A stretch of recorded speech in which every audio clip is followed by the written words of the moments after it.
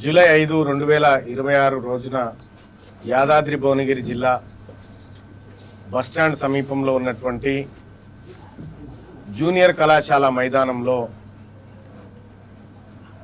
తెలంగాణ రాష్ట్ర వ్యాప్తంగా వస్తున్నటువంటి బీసీ ప్రజలందరూ కూడా అక్కడ సమావేశం ఏర్పాటు అవుతోంది. ఆ సమావేశాన్ని తెలంగాణ రాజ్యాధికార పార్టీ నిర్వహిస్తోంది. ఈ సమావేశం ఒక చారిత్రాత్మకమైనటువంటి సమావేశం. సరిగ్గా అదే మైదానంలో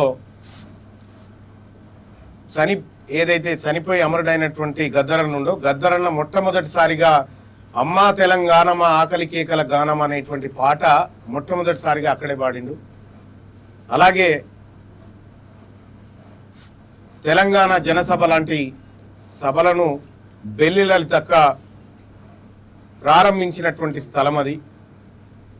అనేక మంది ఉద్యమకారులకు వేదికైంది ఆ కళాశాల మైదానం. సేమ్ అక్కడే ఆ చారిత్రాత్మకమైనటువంటి ప్లేస్లోనే అత్యంత చారిత్రాత్మకమైనటువంటి సభను నిర్వహించబోతా ఉన్నాం. ఇది జయశంకర్ సార్ తెలంగాణ ఉద్యమంలో ఒక మాట చెప్పేవాడు. తెలంగాణ ఉద్యమం ముగిసిన తర్వాత మళ్ళీ ఒక ఉద్యమం పుట్టాలి అనేటువంటి మాట చెప్పినాడు. ఆ ఉద్యమమే ఈ ఉద్యమం. ఈ ఉద్యమంలో చాలా క్లారిటీగా తెలంగాణ రాజ్యాధికార పార్టీ చెప్తా ఉంది. ఎవరెంతో వారికంతా అనేటువంటి మాట చెప్తా ఉంది. మా ఆత్మగౌరవ గీతంలో కూడా అదే మాట చెప్పినాం. ఎవరి సొమ్ము ఎవరు తినకూడదు, ఎవరెంత ఉన్నారో వాళ్లకు అంత వాటా దక్కాల్సిందే అన్ని విషయాల్లో. అది ఆర్థికం కానీ, లేదంటే సంపద పంపిణీ కానీ, అధికారం కానీ, ఉద్యోగం కానీ అన్నిట్లలో సమాన వాటా దొరకాలనేటువంటిది జయశంకర్ సార్ కలలుగన్న తెలంగాణది. ఆ తెలంగాణను సాకారం చేయడం బీసీలుగా మా ముందున్నటువంటి అంశం. అందుకోసమే ఆ కీలకమైనటువంటి సమావేశాన్ని ఏర్పాటు చేయడం జరిగింది. ఇవాళ దొడ్డి కుమరయ్య గారి వర్ధంతి. యాక్చువల్గా జూలై 4 తారీఖు రోజే మేము ఈ సభను అంటే ఇవాళే పెట్టాలనుకున్నాం. కానీ ట్రాన్స్పోర్టేషన్ ఇతర అంశాలను పరిశీలించిన తర్వాత ఆదివారం రోజు అయితే బెటర్ అనేటువంటి ఉద్దేశంతో జూలై 5 తారీఖు దాన్ని నిర్వహించడం జరుగుతూ ఉంది. అయితే ఈ సమావేశం తర్వాత తెలంగాణ రాష్ట్ర వ్యాప్తంగా ఒక భారీ పాదయాత్రకు తెలంగాణ రాజ్యాధికార పార్టీ ప్లాన్ చేస్తూ ఉంది. ఆ డేట్ను కూడా అతి త్వరలోనే మీ అందరికీ అనౌన్స్ చేయడం జరుగుతూ ఉంటుంది. మరీ ముఖ్యంగా నేను డిజిటల్ మీడియాని ఒక విషయాని కోసం మీ అందరినీ ఆ సభకు రావాల్సిందిగా ఆహ్వానిస్తూ ఉన్నా.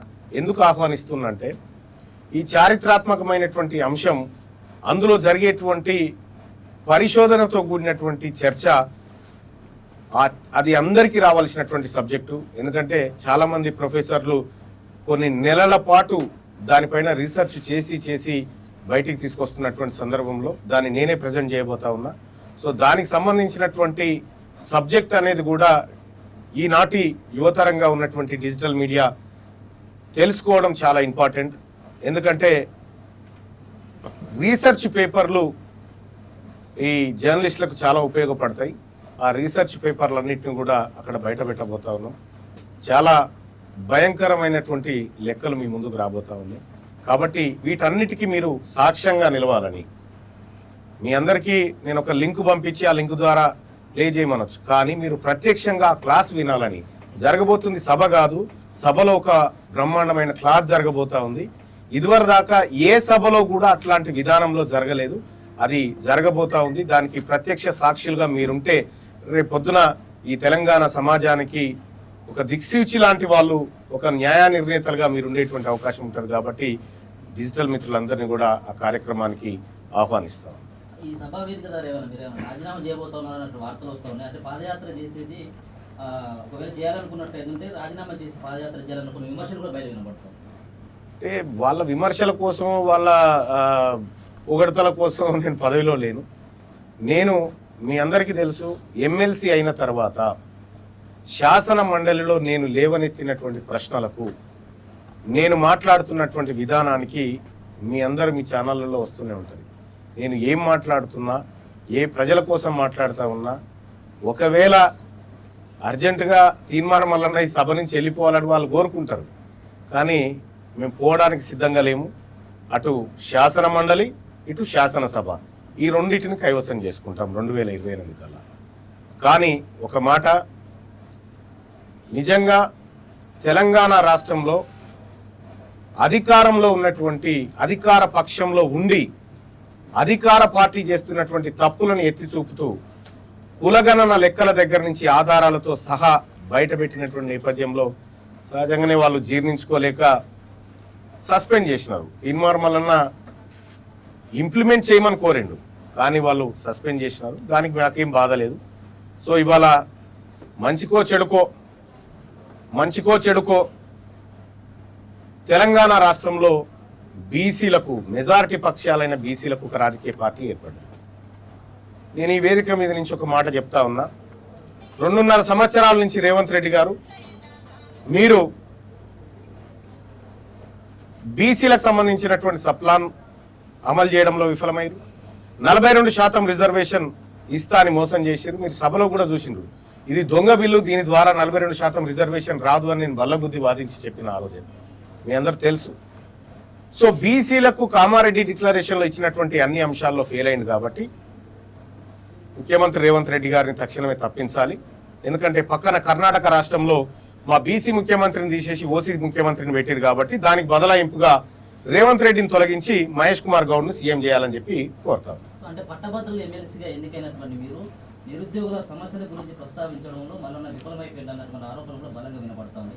కేవలం ఏమైనా మాట్లాడితే బీసీ సామాజిక వర్గం, బీసీ రాజ్యాధికారులు మాట్లాడుతున్నటువంటి వాళ్ళు అశోక్ నగర్, దిల్సుఖ్ నగర్ అంత పెద్ద ఎత్తున నిరుద్యోగ రోడ్ల మీదకి వస్తూ ఉంటే ఎందుకు వెళ్ళట్లేదు అన్నటువంటి నేను ఒక మాట అడుగుతా ఉన్నా. తెలంగాణ రాష్ట్రంలో ఇటీవల కాలంలో సమగ్ర కులగణన లెక్కలు బయటకు వచ్చినాయి. రాష్ట్ర ప్రభుత్వం బయటపెట్టింది. రాష్ట్ర ప్రభుత్వం బయటపెట్టినటువంటి సందర్భంలో అందులో ఒక కీలకమైనటువంటి డాటా బయటకు వచ్చింది. ఏంది? తెలంగాణ రాష్ట్రంలో ఈడబ్ల్యూఎస్ కోటాకు అర్హత ఎంతమందికి ఉంది అంటే 5% మందికి కూడా అర్హత లేదని తేలింది. మరి 5% మందికి 10% రిజర్వేషన్, 60% ఉన్న బీసీలకు 27% రిజర్వేషన్. మరి ఇప్పుడు రెడ్లు వెలమలకు ఉద్యోగాలు రావాలని తీన్మార్ మల్లన్న కొట్లాడాల్సినటువంటి అవసరం ఉందా? ఖచ్చితంగా నేను ముఖ్యమంత్రి గారికి 3 లెక్కలు రాసిన, ఈడబ్ల్యూఎస్ని సవరించాలని చెప్పిన, ఈడబ్ల్యూఎస్ని తాజా డాటా ఆధారంగా సవరించాలని చెప్పిన, ఆయన సవరించట్లేదు. కాబట్టి ప్రభుత్వాన్ని సవరించుకునేటువంటి ప్రయత్నం చేస్తా ఉన్నాం. తెలంగాణ రాష్ట్రంలో నిరుద్యోగ సోదరులకు చెప్తా ఉన్నాం. ఇవాళ ఆడ బోర్డు ఉంటుంది, క్లాస్ యాప్ అది తీసుకురా. ఇక్కడ తీన్మార్ మల్లన్న నిరుద్యోగుల కోసం చేస్తున్నటువంటి కృషికి ఇటీవల నాకు ఒక అవార్డు ఇచ్చినారు. తీన్మార్ మల్లన్న ఎడ్యుకేషన్ యాప్ అని ఒకటి 2-3 సంవత్సరాల క్రితం ప్రారంభిస్తే కొన్ని వేల మంది దాని ద్వారా ఉద్యోగాలు పొందినారు. ఇవాళ ప్రభుత్వ ఉద్యోగాలకు సంబంధించి నిరుద్యోగులు చాలా కాలం నుంచి వెయిట్ చేస్తున్న మాట వాస్తవం. మేము పోరాటం చేసి రెడ్లను వెలమలకు ఉద్యోగాలు కల్పించేటువంటి పోరాటంలో అయితే తీన్మార్ మల్లన్న ఎట్టి పరిస్థితుల్లో ఉండడు. ఇది సవరించిన తర్వాత నోటిఫికేషన్లు వేయాలి, మా బిడ్డలకు 42% రిజర్వేషన్ ఇచ్చి నోటిఫికేషన్ వేయాలనేటువంటి ఉద్దేశంతో ఇదిగో ఇటీవల కాలంలో ఈ యాప్ ద్వారా చదువుకుంటున్నటువంటి పిల్లలు తీన్మార్ మల్లన్న ఎడ్యుకేషన్ అనే యాప్ ఉంటుంది. ఒకే ఒక్క రూపాయికి గ్రూప్ 1, గ్రూప్ 2, గ్రూప్ 3 అన్ని కోర్సులను ఫ్రీగా అందించాలనేటువంటి ఉద్దేశంతో చేస్తున్నటువంటి ఒక ప్రయత్నం. సో ఎడ్యుకేషన్ విషయంలో కానీ నిరుద్యోగుల విషయంలో కానీ నాకు ఎలాంటి డౌట్ లేదు.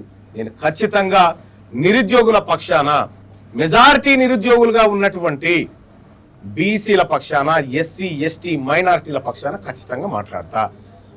దొంగతనంగా ఉద్యోగాలు కొట్టుకపోతున్నటువంటి అప్పర్ క్యాస్ట్ వర్గం ఏదైతే ఉందో దాన్ని కట్ చేసేదాకా వదిలిపెట్ట. తమిళనాడులో ఈడబ్ల్యూఎస్ కోటా ఇంప్లిమెంటేషనే లేదా, ఇక్కడ కూడా ఇంప్లిమెంట్ చేయడానికి వీల్లేదు. భారత రాజ్యాంగంలోని ఆర్టికల్ 103 అమెండ్మెంట్ ప్రకారం ఈడబ్ల్యూఎస్ అనేది భారత పార్లమెంట్ రూపొందించిన అమలు రాష్ట్రాల పరిధిలోది. కాబట్టి రేపొద్దున బీసీ ప్రభుత్వం ఏర్పడ్డ తర్వాత ఈడబ్ల్యూఎస్ కంప్లీట్ గా రద్దు చేస్తాం.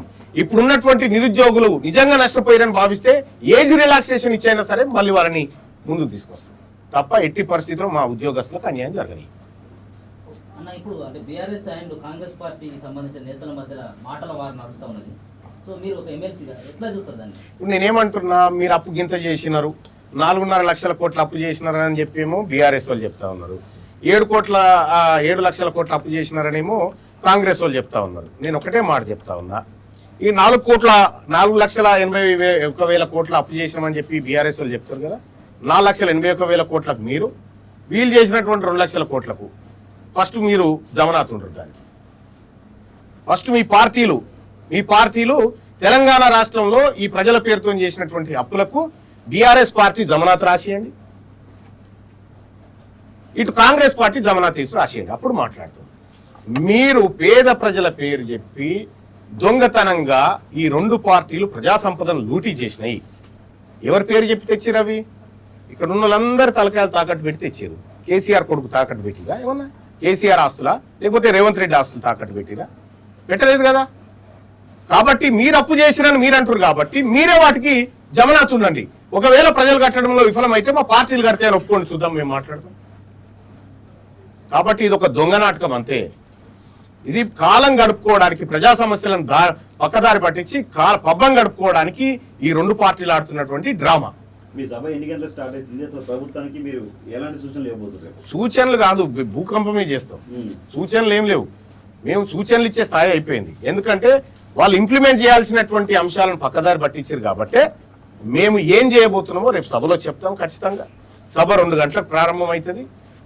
ఇదివరకు రకరకాల ధూమ్ధాములు చూసారు కదా, ఇది కొత్త తరహా ధూమ్ధాం ఉంటుంది. ఇక్కడ కొత్త తరహా ఉంటుంది, ఒక సరికొత్త విధానంలో ఈ ప్రోగ్రాం ఉంటుంది, సాంస్కృతిక విభాగం ఉంటుంది.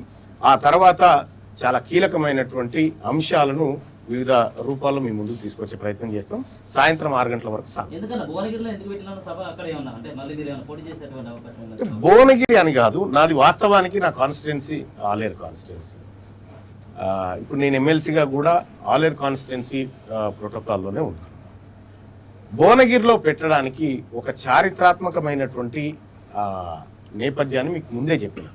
అదే వేదిక మీద కొండా లక్ష్మణ్ బాపూజీ, అదే వేదిక మీద జయశంకర్ సార్, అదే వేదిక మీద గద్దరన్న, అదే వేదిక మీద బెల్లి లలిత, అదే వేదిక మీద మారోజు వీరన్న లాంటి వాళ్ళు సేమ్ ఏ వేదిక మీద నుంచే అయితే వాళ్ళు ఈ ప్రజాశ్రేయస్సును కోరుతూ ఉద్యమాలు నిర్మించారో ఆ వేదికను ఎంచుకున్నాం.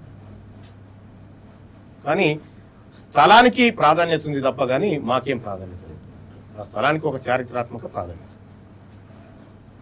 ఓకేనా? Thank you.